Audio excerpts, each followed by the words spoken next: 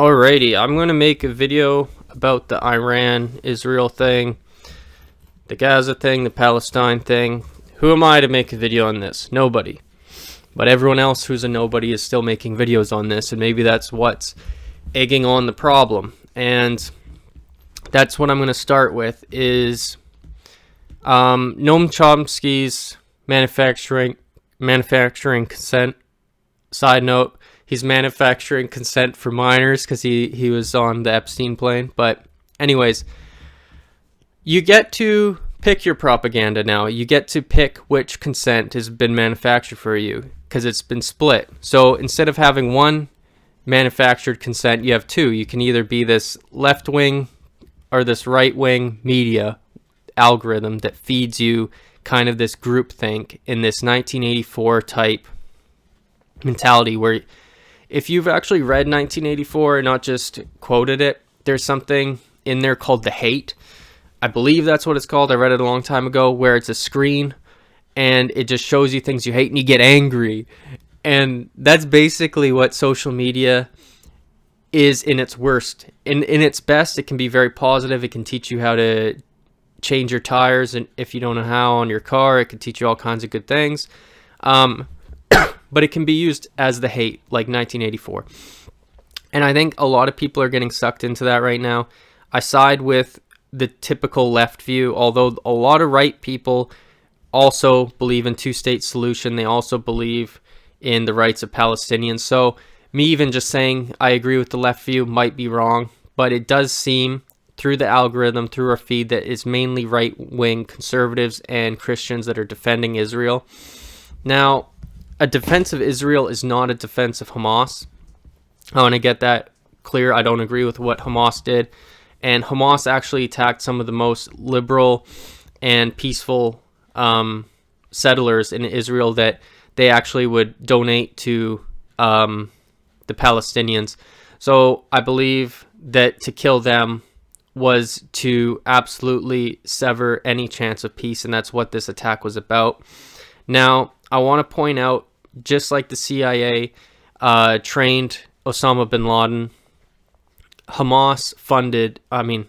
IDF funded Hamas for many years because they were the more extreme version of the political system in Gaza and West Bank. They wanted to divide the West Bank and Gaza into different factions so they can basically divide and conquer. They funded Hamas for many years secretly. So this was basically the IDF and the hardliners in Israel's doing. It just blew up in their face, basically in the same manner that 9/11 blew up in the face of the people who trained and funded Osama. Now, obviously, what's going on in Gaza is a humanitarian crisis. It's uncalled for. It's killing children to get the terrorists. Should the terrorists give up? Probably. I don't believe that they're freedom fighters at this point. I believe there's a lot of freedom fighters in Palestine. I believe the occupation of Palestine is unjust, at least the way it's going on as a genocide. In a two-state solution, it could be justified. That's my opinion. I think at least in the past, I've been optimistic on this, but now it doesn't seem that way. It seems like because of what I said, the media splitting this into two and kind of forcing it on us, really, because to skip ahead a little bit, with the Iran strike on Israel. Israel recently blew up Iran's embassy in Syria. So this was a counterattack. It was drone strikes. It wasn't a full coordinated invasion or attack. It was a tit for tat. The ball is now in Israel's court if they want to directly attack Iran back. If they do that, I don't know. If they do that, then it's catastrophe, as most people believe. I think World War III is a huge overstatement. I don't think anyone's going to pull nuclear weapons out because of this. I I think potentially if Israel does strike with a nuclear weapon, then it would be kind of a disaster such as the Hiroshima thing, but I don't think it would cause a World War III. I think that's overstating it. And I think people might even want that in an indirect way, subconsciously, because of the hate, the 1984 groupthink, the split thinking that I've said that's been pushed upon us.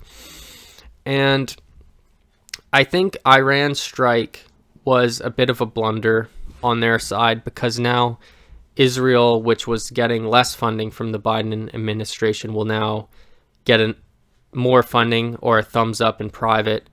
And now what the humanitarian crisis was before, well, I don't think it's been solved. I think that's just smoke and mirrors, but at least the public version Biden's been giving might do a 180 and might be more supportive of Israel again, which might cause more death of children and whatnot. And this is basically a divide and conquer tactic. It's basically to suppress people and to take their resources and their land, and it's a neo-colonization, and it's basically the same thing the settlers did in America. And I don't understand why people don't understand that. And I don't understand why people don't realize that building the top of the pyramid when you haven't built the base is going to be a disaster. You look at a biblical story, Tower of Babel. That's basically what the far right kind of American libertarianisms that want to go to Mars and all this kind of think, because they think that they can just build the top of the pyramid without the base or the structure. It doesn't work that way. And I think that's kind of, you can't just inject millions of people artificially into an area. I don't think it's a good idea. I think that peace needs to be the main goal here. This is kind of something that everyone's been saying, but I'm going to just say it. It's in the news, and everyone's kind of forced to talk about it, have opinion on it. And this is my opinion. It's one of peace, of kind of a centrist approach almost. I don't think that all of Israelis are bad. I don't think that being there is wrong, but I think that trying to push people out of their homes is wrong, and trying to kill children is wrong. Cutting off aid is wrong, and using politics to get money is wrong. Selling fear to get money is wrong. And I feel like I'm almost a micro part of that, just be speaking on this on YouTube, but there's people that have been actually selling books on this and making lots of money on this, and I don't fully disagree on that. There needs to be analysts, there needs to be people who analyze this, but it does add more to the people that already have their opinions formed, and they're already kind of just picking a few of the things out of the analyst's commentary, and they're going with that. So they're taking out 30 seconds, ignoring the rest of the 10 minutes or 20 minutes or 200 pages or 300 pages, and they're taking 2 pages. And then they're running with that, and then it feeds that kind of pain body and that hate, and makes their opinion that they already have more solid. So I think to defund whatever